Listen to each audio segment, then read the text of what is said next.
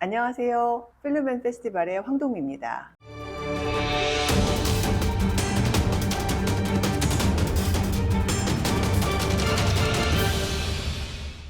오랜만에 인사드립니다.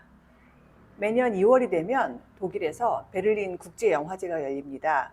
베를린 국제영화제는 칸느 국제영화제, 베를린 그리고 베니스 국제영화제와 함께 세계 3대 영화제로 꼽히는 아주 큰 규모의 영화제입니다. 그런데 우리나라에서는 봉준호 감독이 기생충으로 칸하고 아카데미 영화상에서 상을 받은 이후에 관심이 상대적으로 베를린에는 좀 떨어진 것 같아요. 하지만 말씀드렸듯이 굉장히 큰 규모의 영화제입니다. 이 영상이 올라갈 무렵이면 영화제가 끝났을지도 모르겠는데요. 지금 영화를 찍고 있는 이 시점에 영화제가 막 문을 열었습니다. 2월 13일부터 2월 23일까지 독일 베를린에서 열립니다. 이번엔 또 심사위원장이 좀 유명한 감독인 토드 헤인즈이기도 하고요. 또 명예황금곰상으로 틸다 스윈튼이 상을 받기도 하더라고요. 칸느는 다 아시다시피 이렇게 월계수가 아니고 뭐였죠? 종려나무 모양으로 상을 주잖아요. 그런데 베를린은 곰이 상징입니다. 그래서 곰으로 주고 상이 황금곰상, 은곰상 이런 식으로 나눠져요. 베를린 영화제의 특징이라고 한다면 약간 독특한 점이 있다고 한다면 굉장히 일찍 시작한 영화제죠. 베니스가 세계에서 최초 영화제라고 하는데 가장 오래된 영화제로 하는데 베를린도 상당히 오래된 영화제입니다. 1951년에 시작해서 올해로 75회째니까 굉장히 오래된 거죠. 꼭 비교급으로 말해야 되는 건 아니지만 비교하자면 올해 부산국제영화제가 30년이 됐거든요. 그러니까 베를린은 훨씬 더 오래된 영화제이기도 하죠. 그리고 한 10일 동안 무려 한 400편 정도 영화를 상영하는데 베를린은 칸느하고 조금 다른 점이 있어요. 앞서 말씀드린 3대 국제영화제들을 조금씩 비교해서 말씀을 드리자면 칸 영화제는 예술성하고 상업성 이런 것들을 좀 다 본다고 볼 수 있죠. 그래서 굉장히 화려하고 또 레드카펫 행사도 대단하고 볼거리도 크고 거기다가 그 마르시드 필름이라고 해서 그 세계 최대 규모의 마켓이죠. 영화 마켓도 보유하고 있고 신작 영화들이 러쉬를 하는 그런 어떤 화려한 행사라고 한다면 베를린은 조금 더 사회적이고 정치적이고 그런 영화들을 좀 많이 이렇게 뽑아가는 영화제이기도 합니다. 그리고 어떤 영화가 가지고 있는 사회적인 역할이나 그 자체의 메시지 이런 것들을 좀 더 집중하는 경향이 있어서 뭐랄까요, 평론가의 영화제 이런 말도 할 정도로 조금 더 진중한 영화제에 가깝고요. 베를린과 함께 열리는 EFM이라고 해서 유러피안 필름 마켓이라고 하는 마켓 역시 굉장히 비중 있는 행사로 부각되고 있는 중이지요. 그런데 반해서 사실 베니스는 3대 영화제 중에서 조금 뭐라고 할까요? 살짝 지금 처지고 있다는 느낌이 듭니다. 판세가요. 베니스는 세계에서 가장 오래된 영화제다라고 하는 그런 어떤 명예를 가지고 있지만 그럼에도 불구하고 베니스 영화제가 열리는 라도 섬에 불편한 교통, 불편한 어떤 편의시설들, 그 다음에 너무 비싼 물가 이런 것들 때문에 조금 영화제가 어렵기도 하고요. 그것보다 사실 베니스 영화제가 조금 더 힘들었던 가장 큰 이유 중에 하나는 시기적으로 대서양 바로 옆에서 열리는 토론토 국제영화제와 겹치면서 영화제의 역할에서 큰 차이가 생긴 거죠. 말씀드린 이 3대 영화제들은 전부 다 경쟁 영화제들이고요. 경쟁 영화제들이다 보니까 좋은 영화, 훌륭한 영화, 선명한 영화, 또 세계적으로 인정받는 영화 이런 영화들을 월드 프리미어로 계속해서 유치를 해야 되는데 그 지점에서 베니스가 조금 밀렸다고 볼 수가 있습니다. 베를린은 몇 개의 섹션이 있어요. 이제 가장 많은 건 당연히 경쟁 섹션이 가장 많다기보다 가장 유명한 게 경쟁 섹션이고요. 그 다음에 이제 파노라마 섹션이나 포럼 섹션 이런 것들이 유명합니다. 한국 영화들도 경쟁에도 많이 갔지만 파노라마나 포럼 섹션에도 많이 갔습니다. 이 두 섹션은 뭐랄까요, 좀 실험적이고 예술적인 영화들, 그 다음에 혁신적인 영화들, 작가주의 영화들, 실험 영화, 혹은 아직 알려지지 않은 영화 이런 거에 좀 더 문호를 많이 개방했기 때문에 한국 영화가 상대적으로 서구 사회에 덜 알려졌을 때 베를린의 파노라마나 혹은 그런 포럼 섹션 이런 거에 좀 더 많이 초청되었다 이렇게 이해를 하시면 되고요.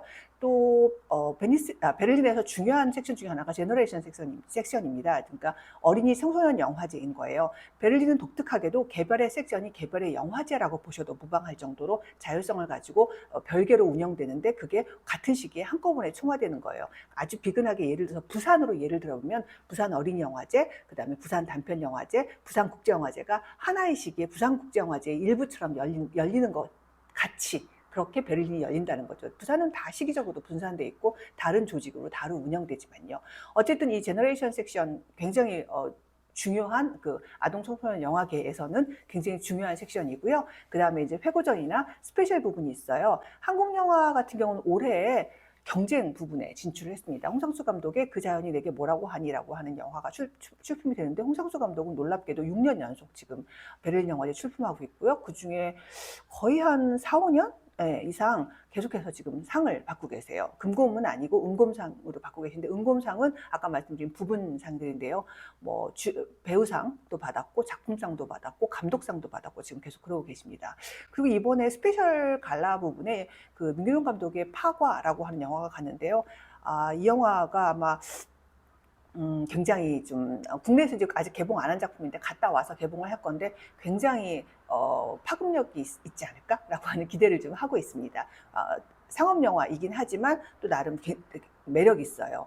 이게 요즘에 이제 흔히 한국에서 웹툰이나 웹소설 가지고 영화들 지금 굉장히 많이 만들고 있는데 파과는 우리가 소위 말하는 순수문화 혹은 본격 소설이라고 하는 작품을 가지고 먼저 뮤지컬에서 상당히 흥행을 하고 난 다음에 이게 영화화된 케이스인데 독특합니다. 60세가 넘은 킬러. 이 이야기예요. 60세 넘은 킬러를 연기할 여배우가 누굴까요? 한번 생각해 보세요. 이혜영 배우입니다. 굉장히 매력 있을 거예요. 뭐 그거 외에도 또 이번에 또 단편 스페셜 부분에 박찬욱, 박찬경 형제 감독의 파란만장이 들어가는데 이 영화는 뭐 2010년도에 이미 베를린에서 그 단편 부문 황금곰상을 받았던 작품이에요. 아마 약간 특별로 초청을 했던 것 같고 그 외에도 포럼 부분에 강미자 감독의 봄밤이라든가 아니면 김무영 감독의 그 폭력의 감각 이런 영화들이 가 있어요. 그래서 이런 것도 좀 한번 관심을 가지고 지켜볼 만한 부분일 것 같고요. 그 다음에 이제 포럼 그 익스펜디드에서 더 확장된 포럼이 표방하는 그런 혁신적인 영화를 더 혁신한 영화들 섹션이라고 이해를 하면 될 것 같고요. 여기에 또 우리나라 영화가 2편이 가 있습니다. 그래서 이창욱 감독의 그 창경이라고 하는 작품과 차재만 감독의 광합성하는 죽음이라고 하는 작품이 들어가 있더라고요.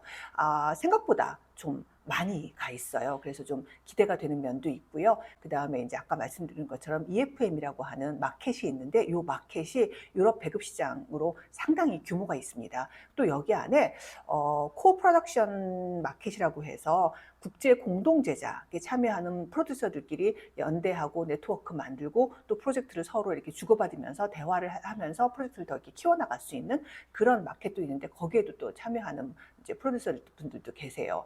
그래서 아까 말씀드렸듯이 베를린은 상의 종류가 이렇게 황금곰상 하나가 완전히 대상이라고 볼 수 있는 하나가 있고 그 다음에 이제 부문상들은 은곰상이라고 하는 상들을 주는데 한국은 그런 요 2000년대 이후에는 사실 은곰상을 많이 받았어요. 특히 홍상수 감독을 베를린 영화제가 굉장히 애정하죠. 어떤 영화제가 자기가 키우고 애정하고 뭐랄까 좀 더 이렇게 동료한 감독과 특별한 관계 이런 것들을 좀 선호하는 면이 있어요. 그래서 베를린이 홍상수 감독을 특별히 더 애정하는 면이 좀 있다라는 생각이 좀 들기도 해요. 그런데 독특한 점을 생각을 해보면 1961년 굉장히 옛날이죠. 이때 우리나라 영화 마부라고 하는 작품이 베를린 영화제에 출품돼서 당시 은곰상으로 특별상을 받았었어요. 한번 시대를 거슬러서 1961년이라고 하는 시기를 생각해 보시면 굉장히 여러 가지 생각이 들 거예요. 왜냐하면 그러니까 45년 전후에 복구하고 나서 얼마 안 돼서 한국이 나름대로 경제 성장을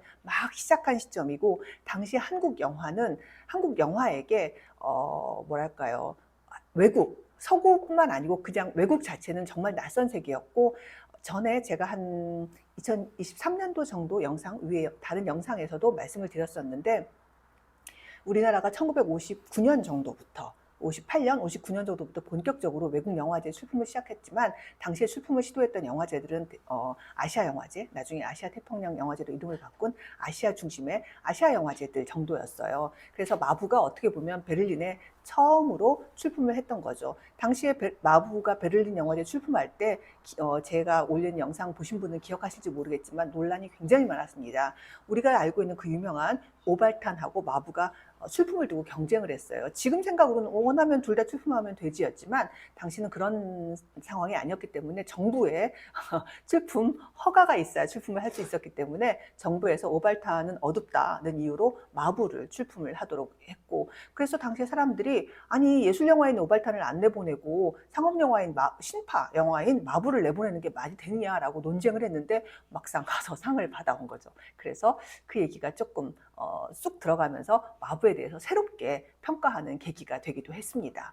그런 어떤 우리와의 관계, 그리고 2000년 이후에는 꾸준히 한국 영화가 출품되고 상도 받고 격려를 받아왔던 베를린 영화제가 지금 열리고 있습니다. 잘 아시다시피 지금 한국 영화가 어떤 산업적 활력 혹은 활기가 매우 부족한 시기입니다. 이런 시기에 베를린 영화제에서 한국 영화가 보여지고 유럽 관객들에게 좋은 평가를 받고 또 그 기운을 받아서 다시 돌아와서 한국 영화 시장에서 개봉하고 좋은 성과로 이어지면서 다시 해외 세일즈로 이어지고 하는 계기가 되기를 좀 바라면서 이게 우리에게 용기와 격려를 주는 행사가 되었으면 하는 의미에서 지금 열리고 있는 베를린 영화제와 여기에 출품된 한국 영화 그리고 우리 한국 영화계와의 인연에 대해서 말씀드려봤습니다. 다음에는 다른 이야기로 찾아뵙도록 하겠습니다. 감사합니다.